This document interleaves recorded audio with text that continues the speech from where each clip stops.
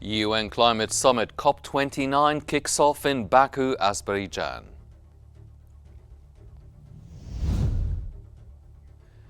China's consumer price index rises by 0.3% in October from a year earlier.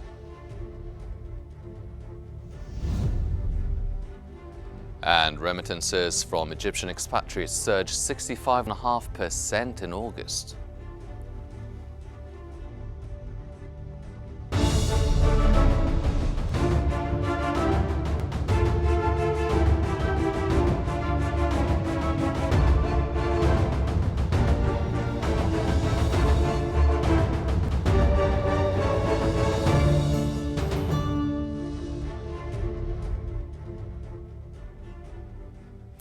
This is the Economic Bulletin here on Qnews. We'll bring you comprehensive coverage and expert insights on key updates regarding pivotal economic trends and financial shifts.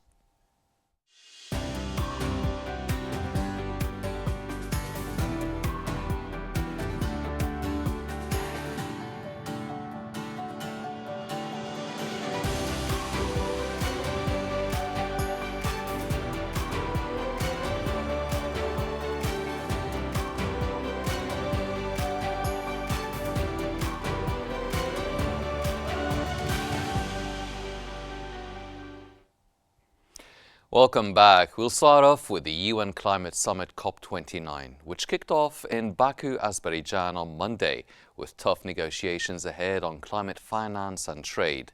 Developing countries are pushing for a new target of up to $1 trillion in annual climate finance, replacing the previous goal of $100 billion. The summit, running until November 22nd, will focus on global warming, adaptation and sustainability. The United Nations warned 2024 will be the hottest year on record.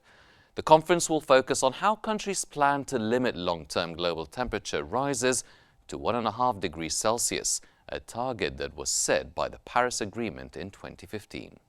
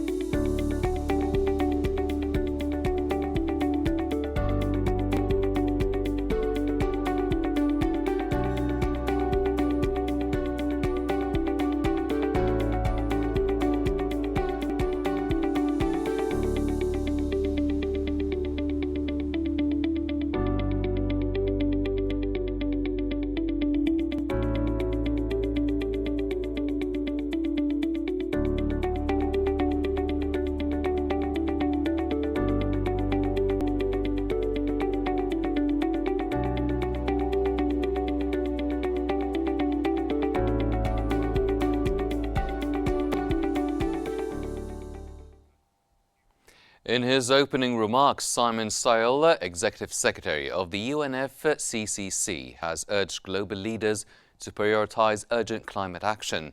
He stated that an ambitious climate finance goal isn't a matter of charity, but one of self-interest for every nation.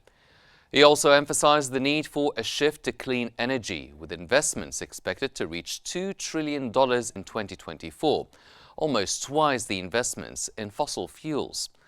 Stiles said that the transition to clean energy and climate resilience cannot be stopped. Therefore, the main task is to accelerate this process and ensure that its benefits are shared by all countries and people.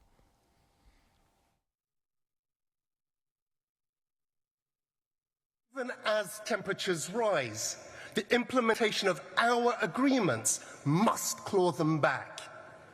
Clean energy and infrastructure investment will reach $2 trillion in 2024, almost twice that of fossil fuels. The shift to clean energy and climate resilience will not be stopped. Our job is to accelerate this and make sure its huge benefits are shared by all countries and all people. And the question is, can COP29 achieve a robust funding framework to address the economic risks of climate inaction?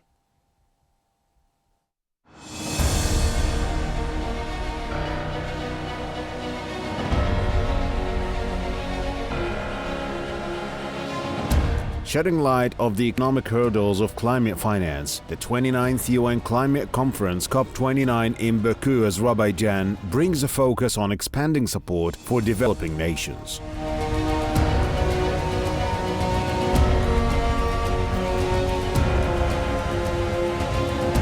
The costs of climate adaptation and mitigation now far exceed the pledged $100 billion annually, with experts estimating that at least $1 trillion per year is needed to address global needs. Climate finance analysts emphasize that without substantial funding now, the economic damages from climate impacts will become far costlier over time. However, political uncertainties in donor countries, including the US and Germany, raise concerns about sustained financial commitments, presenting obstacles to COP29's goals. COP29 President Mukhtar Babayev views this conference as pivotal for revitalizing the Paris Agreement and strengthening global cooperation. Yet the absence of major carbon-emitting nations such as the US and China makes it challenging to reach ambitious funding targets. Without a significant increase in financial support, the escalating costs of climate inaction could place immense economic strain on vulnerable regions, underscoring the urgent need for a robust funding framework at COP29.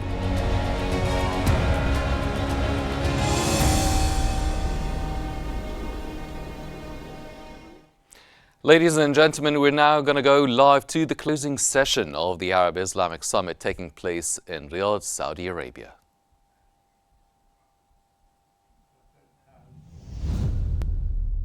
That has a very important effort respecting the acknowledgement of the Palestinian state or focusing the imperative solutions between Israel and Palestine through the establishment of the Palestinian state, focusing efforts and sight to the rights of the Palestinian people of self-determination. Gaza was still in place, Israeli aggression is still to continue, and escalation in the West Bank, in addition to what witnessing of the extension of the war to the Republic of Lebanon.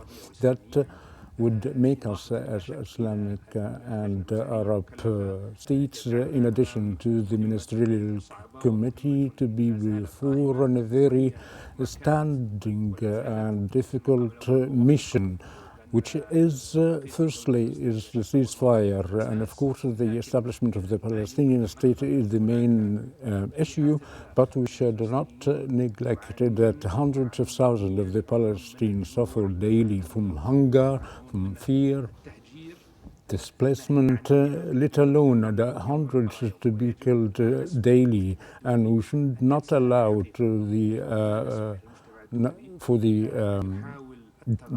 international community to avoid the Israeli crimes and try to focus on matters that are not basic and justify the silence, and which is the main role of the Ministerial Committee and what we are going to do in the upcoming days and weeks, and we hope to be succeeded in this direction. And I think that the gathering of the summit and the issue of the unified Islamic and Arab stance, that a great portion of the people represent, that would be heard and affected in pushing the stances throughout or toward the escalation of reaching a solution. But in fact, there is a reluctance of the international community and the delay of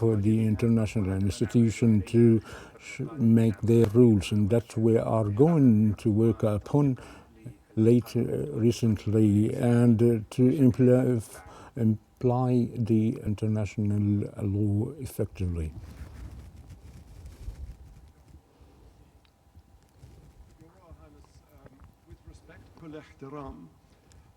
What difference do you think this summit is actually going to make? Because you had this summit last year, everyone turned up, there was lots of condemnation of Israel's actions in Gaza. 1 year on, the war has spread.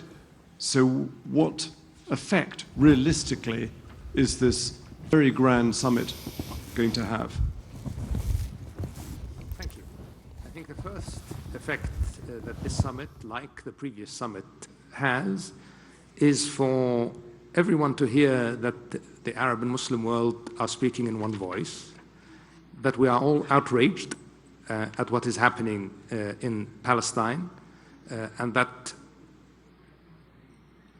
the world's dealing with this humanitarian catastrophe and with Israel's continuing violation of humanitarian law, international humanitarian law, the laws of war, will have an impact, because it will register with not just the governments of the Arab and Muslim world, but the people of the Arab and Muslim world. And I think that has had an impact. I think if you see the positions of many countries around the world when the war in Gaza started to where they are now, I think they have evolved. They have evolved significantly in a direction of understanding, first of all, that there is no solution to this conflict that is a military solution, that the only way for sustainable peace in our region is through a two-state solution, is through giving peace and security to all the peoples of our region, including the Palestinians. And I think the conversation has moved significantly in that direction. If we look, for instance, at the Coalition for a Two-State Solution, which was announced in New York in September, which had its first meeting a few weeks ago here in Riyadh, where 90 countries and organizations attended. This is a renewed commitment to a two-state solution that didn't exist before the efforts of the summit and what came out of it. And this is not insignificant, because, to be quite honest, the two-state solution was dying a slow death, and with the conflict in Gaza and the activities of Israel in the West Bank, that death was accelerating. But what we now see is that there is a significant consensus of the international community, a majority of countries, of the members of the United Nations, a significant number of the largest countries actually in the world, that stand very firmly behind a two-state solution. And this is a reformation that had been lacking. So I think in that context, that is significant progress. I think there is significant progress given what we saw of several countries recognizing the state of Palestine, and others now seriously considering that recognition, including some very, very important countries, and accelerating their recognition even before a final status agreement, which had always been the argument that has held up universal recognition of the state of Palestine. And the reality is, if Israel has a veto over the establishment of a state of Palestine, the risk is that we will never see a state of Palestine. And the conversation has moved and has evolved.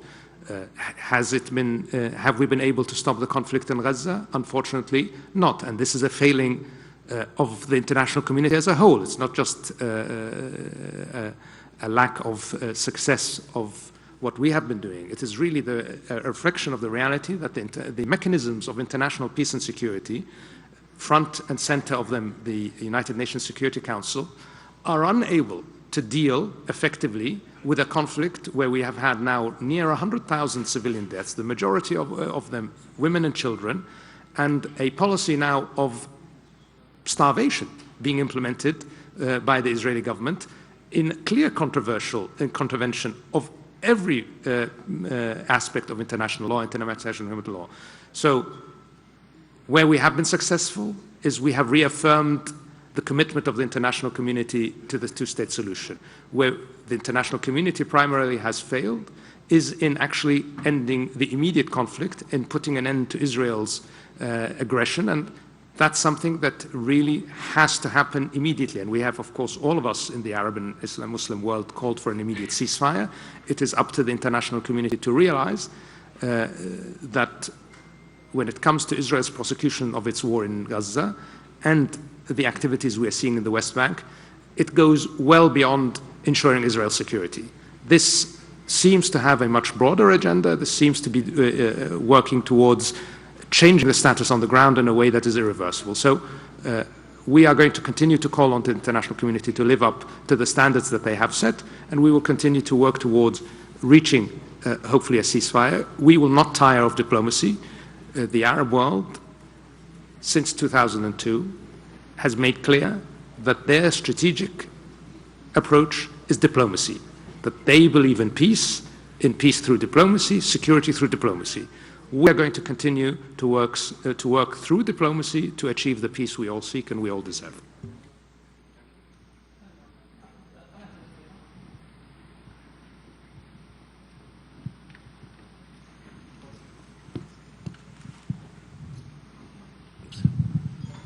مساء الخير بدر ربيعان قناة الجزيرة. سؤالي موجه From Al Jazeera channel, my question and Your Excellency, Mr. Minister, are there any practical steps to support and enable the Palestinian Authority, and are there steps to support them to rule in the Gaza Strip?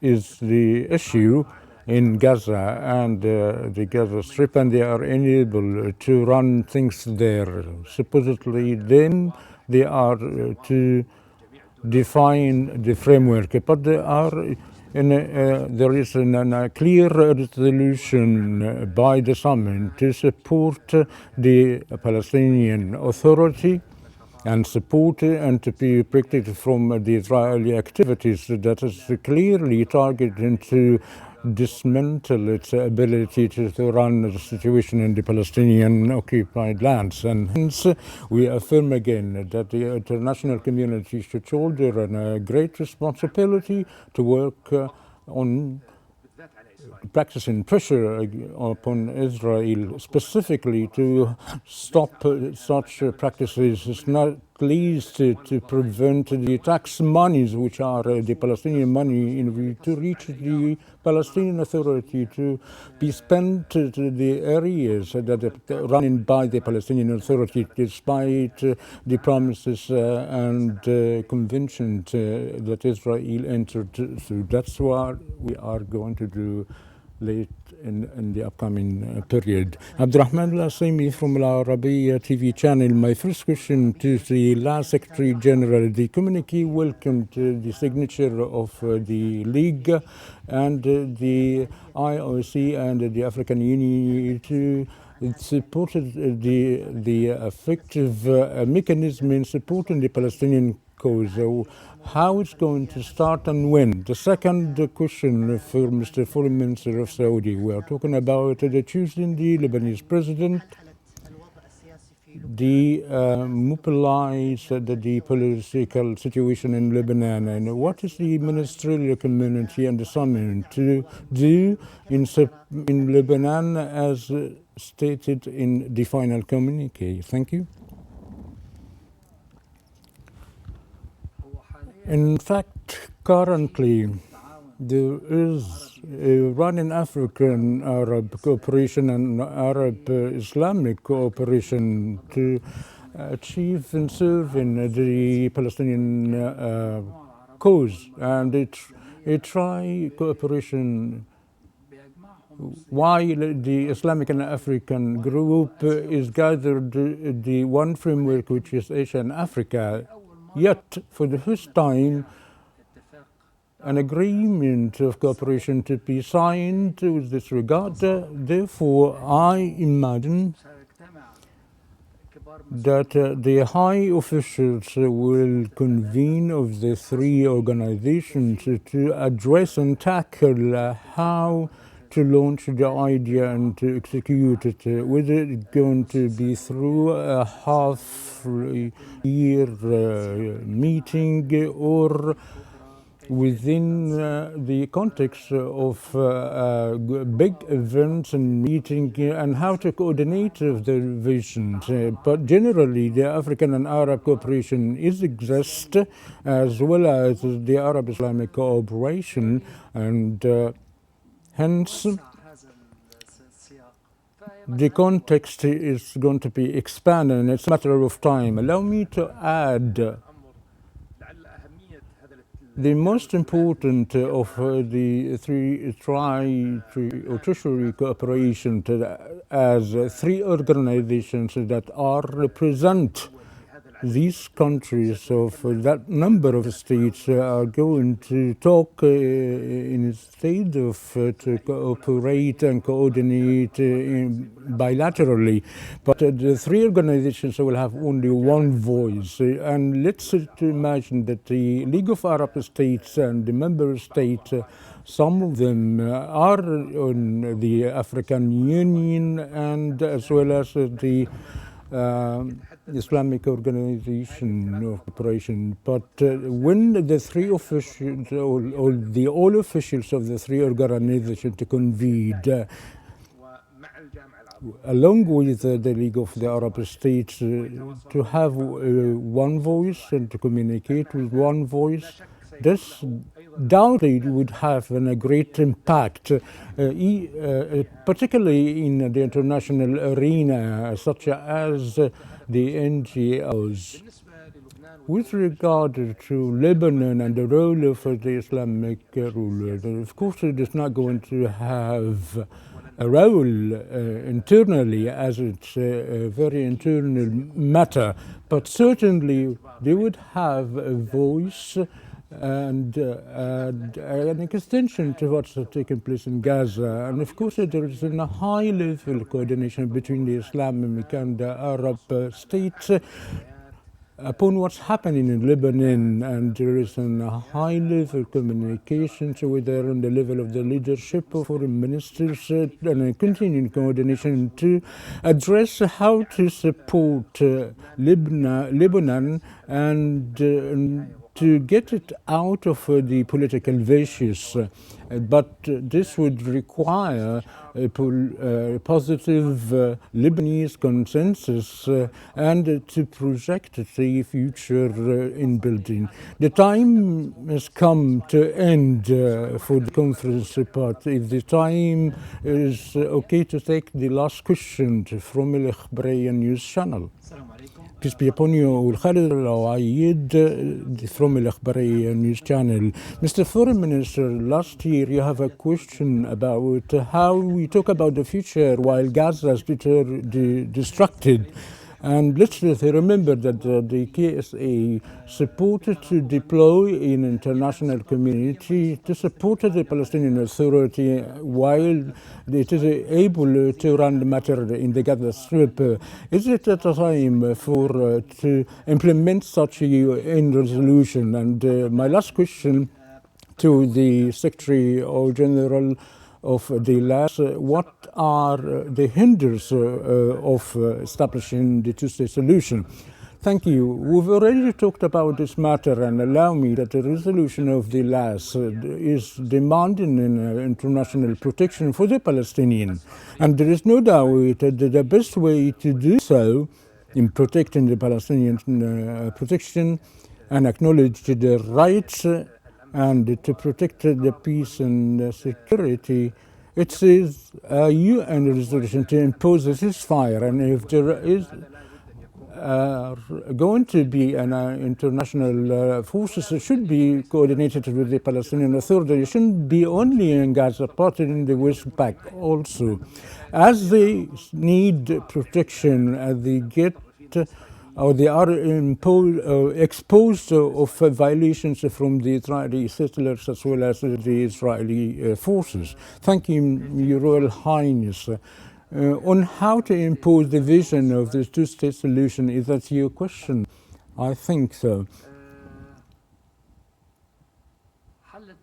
The two-state solution will come, and it's just a matter of time, because it is not possible to imagine the continuation. Let us, for a moment, to dive in the life and time and say, how would we imagine people of 8 million Palestinian people at least staying in Gaza and in the West Bank, governed and their lands are occupied by another people of 8 million individuals. How for the world or to the other side to imagine that this occupation will move forward for another 100 years to come? How this would it be possible? Especially if we realize that the growth of the Palestinian people, talking about the number, would be increased in a way that would secure that there is a Palestinian majority in the region or in the zone between the river to the Mediterranean Sea. We say, what would for some people to be supposedly that the occupation will continue till 2050 to 2060.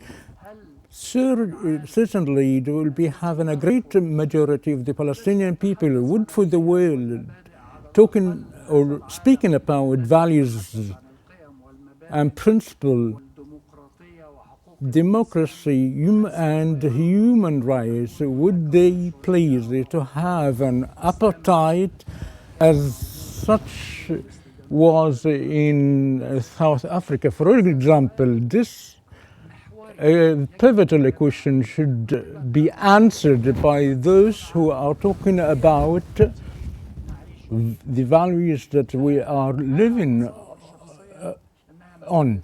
I personally imagine, or I think that it is a matter of time, but to accelerate in achieving the idea and to transfer it to the rest of the international community, some summits like these in the past 11 November of the last year, and today there is another summit, and I cannot imagine or to expect that the Arab Islamic world of a great number of people would allow for the years to pass without the execution of the just solution. We as a whole have listened to the 57 countries' interventions, and there is a resolution of 36 articles that require a very delicate and accurate reading, as it has many of what the world is going to witness with respect to the execution in a gradual and realistic way. For instance, there's an article of this text. I see it as very viable and important, that is talking about to move before the General Assembly to suspend the membership of Israel.